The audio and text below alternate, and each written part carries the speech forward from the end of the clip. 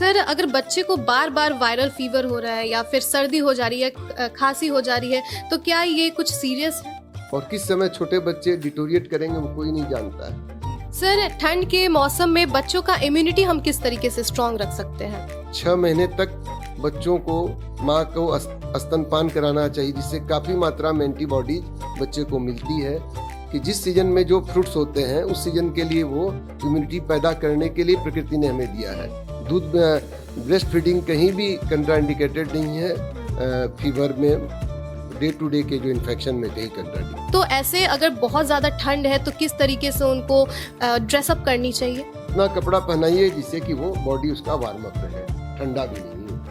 क्या ठंड में हर दिन बच्चों को नहलाना जरूरी है या उनको 2-3 दिन पे या ऑल्टरनेट डेज ऐसे करके हम लोग नहला सकते हैं? देखिए वो तो प्रिकॉशन लेना पड़ेगा। अब जैसा आप जहाँ रहते हैं वहाँ जितना टेम्परेचर इन्वायरमेंट का उस हिसाब से है, और माताओं को सलाह देंगे, पेरेंट्स को सलाह देंगे कि आप बच्चे की जो इच्छा हो उसके अनुसार टेस्टी फूड्स आप घर में बना के खिलाइए। इतना बढ़िया टेस्टी खिलाइए जो बच्चा बाहर की चीज़ को पसंद ही नहीं करे। नमस्कार, आप देख रहे हैं न्यूज हाट। मैं हूं आपके साथ अस्मी सराफ और हेल्थ मंत्रा शो में आप तमाम दर्शकों का बहुत बहुत स्वागत है। इस वक्त हम मौजूद हैं डॉक्टर परमेश्वर प्रसाद जी के साथ, और आपको बता दें कि ये एक पीडियाट्रिशियन है, यानी कि चाइल्ड स्पेशलिस्ट है। और अब जब मैंने चाइल्ड स्पेशलिस्ट कह ही दिया है तो आप समझ ही गए होंगे कि आज हम बात करने वाले हैं आपके बच्चों के बारे में, कि इस कड़ाके की ठंड में आप अपने बच्चों का किस तरीके से ख्याल रख सकते हैं। तो बहुत बहुत स्वागत है सर आपका। धन्यवाद।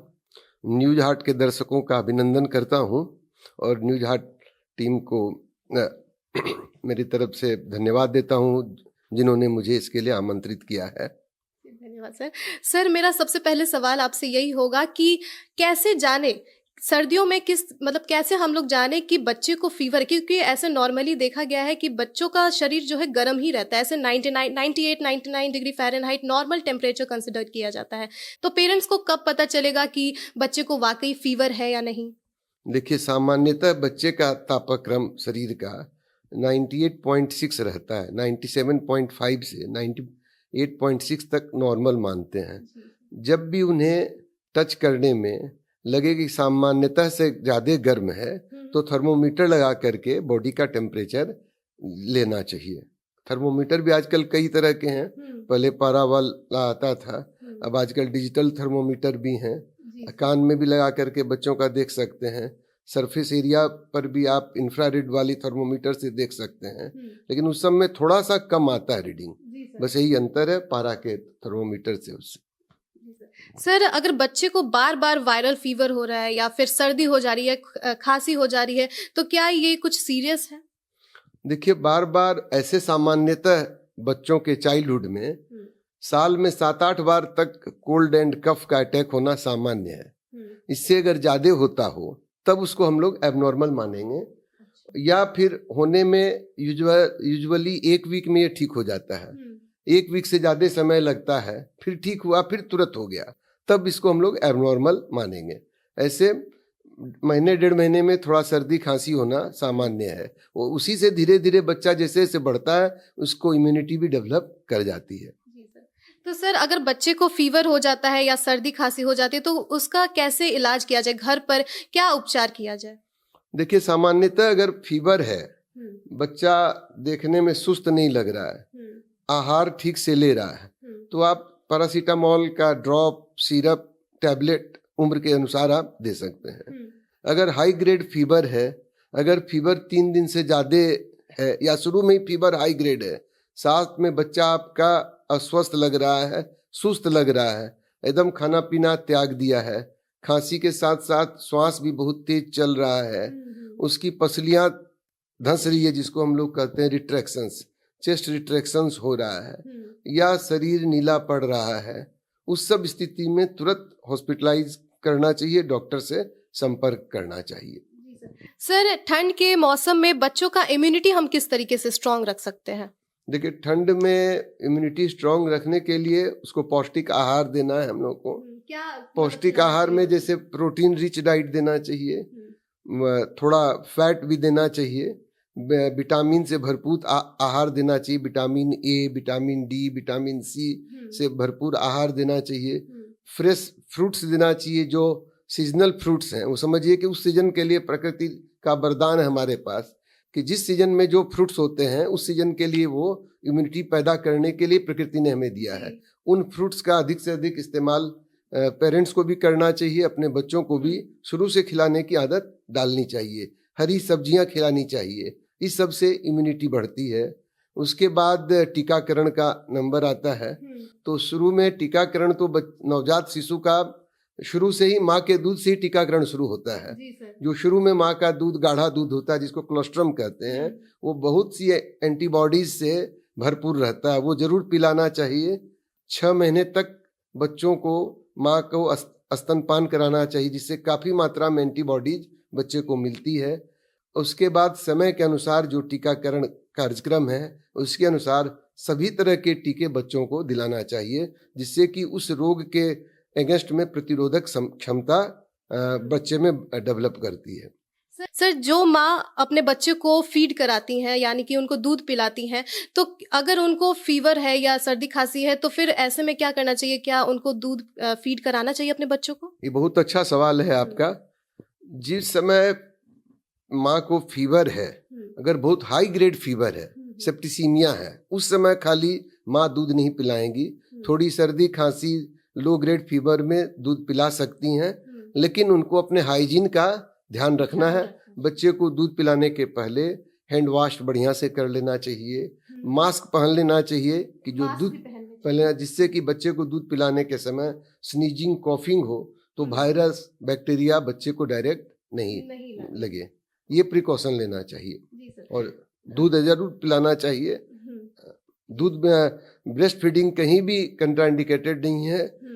फीवर में डे टू डे के जो इन्फेक्शन में कहीं कंट्राइंडिकेटेड, सीवियर इन्फेक्शन होता है तभी कंट्राइंडिकेटेड है। सर, अक्सर देखा गया है कि जो छोटे बच्चे होते हैं उनका स्किन जो है बहुत जल्दी ड्राई हो जाता है विंटर सीजन में, और बच्चों की क्या बात करें, हमारी भी स्किन बहुत जल्दी ड्राई हो जाती है। तो और मतलब बहुत ही ज़्यादा उनको इचिंग होती है, बहुत वो खुजली करते हैं। तो उस सिचुएशन में हमें क्या करना चाहिए? देखिए, विंटर सीजन में जो विंड है ना वो ड्राई रहती है और इसमें ह्यूमिडिटी कम होती है। ह्यूमिडिटी कम होने से स्किन ड्राई हो जाता है और स्किन ड्राई होने से इचिंग होती है। इसके लिए स्नान कराने के बाद बॉडी में इमोलिएंट लगाना चाहिए, लोशन लगाना चाहिए, क्रीम लगाना चाहिए। उससे आप उसको बचा सकते हैं। स्किन का जो ह्यूमिडिटी ऑयल है, नेचुरल ऑयल है, उसको आप बचा सकते हैं। अगर स्किन का नेचुरल ऑयल बचेगा तो इचिंग नहीं होगी। और है बहुत हार्श सोप यूज नहीं करना चाहिए विंटर के सीजन में। बहुत ज़्यादा हार्श सोप यूज कीजिएगा तो जो नेचुरल ऑयल है स्किन का वो वॉश आउट हो जाता है। अच्छा। और बहुत रगड़ के बदन को नहीं पोंछना चाहिए, उससे भी स्किन का जो प्रोटेक्टिव लेयर डैमेज होता है, उसका जो फैट है, नेचुरल फैट है, वो डैमेज होता है। इसीलिए पैट ड्राई करना चाहिए। स्नान करने के बाद पैट ड्राई कीजिए, उसके बाद यानी कि बस आप उसको डैप करके पैट ड्राई कीजिए, ऑयल एप्लीकेशन लगाइए, क्रीम लगाइए, लोशन लगाइए। और सर, क्या ठंड में हर दिन बच्चों को नहलाना जरूरी है या उनको 2-3 दिन पे या ऑल्टरनेट डेज ऐसे करके हम लोग नहला सकते हैं? देखिए, ऐसा कोई फिक्स रूटीन नहीं है। मौसम के अनुसार स्नान कराना चाहिए। ये भी नहीं है कि जरूरी है कि रोज सोप से स्नान कराना है, लेकिन जाड़े में ल्यूक वार्म वाटर से स्नान कराना चाहिए। हाँ। बहुत ज्यादा हॉट वाटर से भी नहीं कराना चाहिए, वो भी स्किन के लिए घातक होता है, वो भी स्किन को और ज्यादा ड्राई कर देता है। ल्यूक वार्म वाटर से स्नान कराना चाहिए। और स्नान कराने में खास करके छोटे बच्चों में पहले बदन पर पानी डालिए, बाद में माथे पर पानी डालना चाहिए, हेड पर डालना चाहिए। छोटे बच्चे जो हैं, खास करके 1 साल 2 साल के नीचे के हैं, और पोंछने में सबसे पहले माथे को पोंछना चाहिए, क्योंकि सबसे ज्यादा हीट लॉस मस्तिष्क माथे से ही होता है, हेड से होता है। इसलिए सबसे पहले हेड को ड्राई अप कीजिए, तब बदन को पोंछिए। और आप अपनी सुविधा अनुसार जैसा मौसम उस हिसाब से स्नान करा सकते हैं। स्नान कराने से स्किन साफ होता है, फ्रेशनेस आता है, बच्चा और अधिक बढ़िया से फीड वगैरह ले पाता है, इसलिए स्नान कराना चाहिए। सर, हमने नहाने के बारे में तो बात कर ही ली है, तो ये भी बता दीजिए कि बच्चों को कितना लेयर कपड़ा पहनाना चाहिए? क्योंकि मतलब यूजुअली देखा गया है कि पेरेंट्स जो है उनको 4-5 लेयर कपड़ा पहना देते हैं, फिर बच्चा अनईजी फील करने लगता है। तो ऐसे अगर बहुत ज़्यादा ठंड है तो किस तरीके से उनको ड्रेसअप करनी चाहिए? देखिए, बच्चों को मुलायम वुलन कपड़ा पहनाना चाहिए। नीचे में आप सूती कपड़ा एक दे सकते हैं फर्स्ट लेयर में, खासकर छोटे बच्चों में, और ऊपर से ऊनी कपड़ा पहनाइए। कपड़े इतने ही पहनाने चाहिए जिससे कि उनका बॉडी का नॉर्मल टेम्परेचर मेंटेन रहे, हाथ पैर ठंडा नहीं रहे। बहुत टाइटली ड्रेसअप नहीं करना चाहिए जो कि उनको श्वास लेने में दिक्कत ना हो, श्वास लेने में दिक्कत नहीं हो, वो ध्यान रखना चाहिए। मोजा सॉक्स पहनाना चाहिए, पहनाना चाहिए, हाथ का जो जुराब कहते हैं वो पहनाना चाहिए, ग्लव्स पहनाइए, टोपी पहनाना चाहिए। और कभी भी बच्चों के क्लोथिंग में उनका नाक मुंह नहीं ढकना चाहिए। नाक ढकने से, मुंह ढकने से फिर बच्चों को श्वास लेने में दिक्कत होती है, तो उसका जरूर ध्यान रखना चाहिए। और खूब टाइटली नहीं करना चाहिए, इतना कपड़ा पहनाइए जिससे कि वो बॉडी उसका वार्म अप रहे, ठंडा भी नहीं हो। सर ठंड में सर्दी खांसी फीवर ये सब तो नॉर्मल है, लेकिन किस सिचुएशन में हमें तुरंत क्विक एक्शन लेना चाहिए, हमें हॉस्पिटल पहुंचना चाहिए, डॉक्टर को दिखाना चाहिए कि बच्चे को क्या है बात है कि उसका फीवर नहीं उतर रहा है, सर्दी नहीं ठीक हो रहा है? देखिए, मैंने शुरू में बताया था, जब हाई ग्रेड फीवर है, बच्चा सुस्त है, बच्चा साइनोज्ड है, जैसे नीला पड़ रहा है शरीर, उसका ओठ नीला पड़ रहा, हाथ पैर नीला पड़ रहा है, श्वास की गति नॉर्मल से ज्यादा है, पसलियां चल रही है, छाती धस रही है, माने इंटरकोस्टल सब कोस्टल रिट्रैक्शंस हो रहा है, तो उस समय तुरंत उसको डॉक्टर से सलाह लेना चाहिए और जरूरत पड़ने पर हॉस्पिटलाइज करना चाहिए। अच्छा, हॉस्पिटलाइज करने तक भी नौबत आ सकती है? हाँ, तो ज़्यादा सीवियर होने पर तो हॉस्पिटलाइज करना ही बेहतर होता है। घर पर हर तरह की सुविधाएं आप नहीं कर सकते हैं इलाज में, और किस समय छोटे बच्चे डिटोरिएट करेंगे वो कोई नहीं जानता है। जब हॉस्पिटलाइज रहते हैं तो जो डॉक्टर्स की टीम होती है वो लगातार बच्चों को देखती है, जिस समय जैसे जरूरत होती है उस हिसाब से ट्रीटमेंट हो जाता है। सर आप पेरेंट्स को क्या मैसेज देना चाहेंगे, क्योंकि देखा गया है कि पेरेंट्स बहुत जल्दी पैनिक कर जाते हैं, और स्पेशली जो न्यू पेरेंट्स होते हैं वो ज़्यादा पैनिक करते हैं क्योंकि उनको आइडिया नहीं रहता है कि किस तरीके से बच्चों का केयर करे, किस तरीके से हैंडल करे सिचुएशन। देखिए, न्यू पेरेंट्स को तो पहले शुरू में जब नए पेरेंट्स बनते हैं तो छोटे बच्चों को ब्रेस्ट फीडिंग का महत्व समझाना चाहिए कि एकदम 6 महीने तक माताओं को अपना दूध पिलाना चाहिए, अधिक से अधिक। 6 महीने के बाद भी पिला सकती हैं। 6 महीने के बाद पूरक आहार शुरू करना चाहिए, जिसे वीनिंग फूड कहते हैं। उसमें भी घर के बने ही आहार, पौष्टिक आहार खिलाने चाहिए। बाजार से बेटर है घर का आहार दीजिए। उसके बाद समय पर उनका टीकाकरण करावें, क्योंकि टीकाकरण कराने से घातक बीमारियों के विरुद्ध इम्यूनिटी डेवलप करती है, तो बच्चे बीमार कम पड़ते हैं, और जो अगर पढ़ते भी हैं उससे तो वो जल्दी ठीक भी होते हैं। तो जो टीकाकरण है उसको एकदम फॉलो करना चाहिए, और बहुत ज़्यादा पैनिकी होने की ज़रूरत नहीं है। बहुत हाई ग्रेड फीवर हो, बहुत जैसे हमने बताया श्वास तेज हो, बच्चा एकदम खाना पीना छोड़ दे, उस सब स्थिति में डॉक्टर से तुरंत संपर्क करना चाहिए। अपने से सेल्फ मेडिकेशन नहीं करना चाहिए। अपने से सेल्फ मेडिकेशन में जैसे पैरासीटामोल दे सकते हैं, ORS आप पिला सकते हैं। एक बात है, जाड़े में हाइड्रेशन का भी पूरा ध्यान रखना चाहिए, और जब फीवर वगैरह उसमें तो और ज़्यादा हाइड्रेशन की ज़रूरत है। जाड़े में क्या होता है कि प्यास कम लगती है तो लोग पानी कम पीते हैं, वही डिहाइड्रेशन करता है तो फीवर को और बढ़ा देता है, कफ खांसी को और बढ़ा देता है। जब कफ खांसी हो उस समय और पानी, थोड़ा ल्यूक वार्म वाटर, सुसुम पानी बार बार पिलाना चाहिए, जो हाइड्रेटेड रहे। हाइड्रेशन रहने से जो रेस्पिरेटरी सिस्टम की म्यूकोसा है वो भी नम्न रहती है, वो भी बलगम वगैरह आसानी से फिर निकलता है, खांसी की सीवियरिटी भी कम हो जाती है। इसलिए हाइड्रेशन पर जरूर ध्यान देना चाहिए और आहार पर ध्यान देना चाहिए। सर ठंड में नॉर्मली देखा गया है कि बच्चों को माँ जो है या पेरेंट्स जो है लेकर बोर्सी के पास बैठ जाते हैं कि उनको ठंड ना लगे, गर्माहट मिले, तो सर क्या ये चीज़ सेफ है?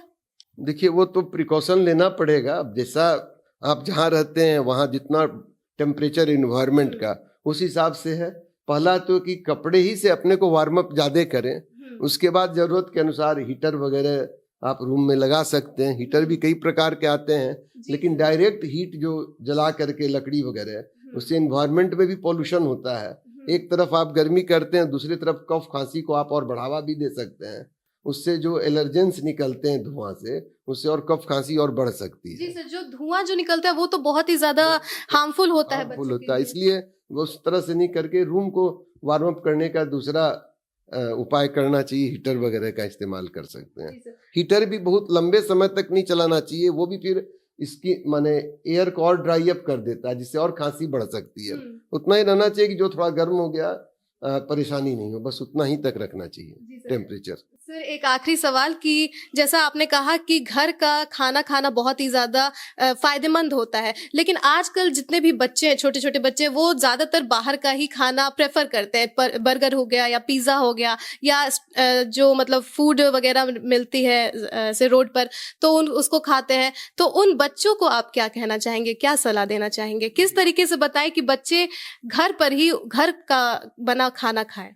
देखिए, वो तो माता पिता को ध्यान देना है बच्चों से ज्यादा। तो आप क्या सलाह देना हम तो सलाह देंगे कि भाई फास्ट फूड नहीं खाएं, और माताओं को सलाह देंगे, पेरेंट्स को सलाह देंगे कि आप बच्चे की जो इच्छा हो उसके अनुसार टेस्टी फूड्स आप घर में बना के खिलाइए। इतना बढ़िया टेस्टी खिलाइए जो बच्चा बाहर की चीज को पसंद ही नहीं करे। हमारी तो यही सलाह होगी कि जो पौष्टिक आहार और विभिन्न प्रकार के व्यंजन बना के दीजिए। बच्चा कभी भी एक तरह का व्यंजन रोज नहीं खा सकता है, उसको चेंज कर करके दीजिए और पौष्टिकता देख करके दीजिए, तो अपने बच्चे बाहर का सामान नहीं खाएंगे। बच्चों को हर चीज मनवाने के लिए लोभ नहीं दीजिए कि ये कर लोगे तो हम ये हो जाएगा, नहीं पढ़ोगे तुम ये खिला दोगे तो पढ़ लेंगे, स्कूल जाओगे तो ये दे देंगे। वो सब प्रलोभन नहीं देना चाहिए, उससे बचना चाहिए। अच्छी आदत बच्चों को शुरू से डालनी चाहिए। बहुत बहुत धन्यवाद सर। तो आप समझ ही गए होंगे कि इस कड़ाके की ठंड में आप अपने बच्चों का किस तरीके से ख्याल रख सकते हैं ताकि आपके बच्चे स्ट्रांग रहें और उनकी इम्यूनिटी भी अच्छी रहे। तो फिलहाल के लिए बस इतना ही। आप देखते रहिए न्यूज़ हाट। धन्यवाद।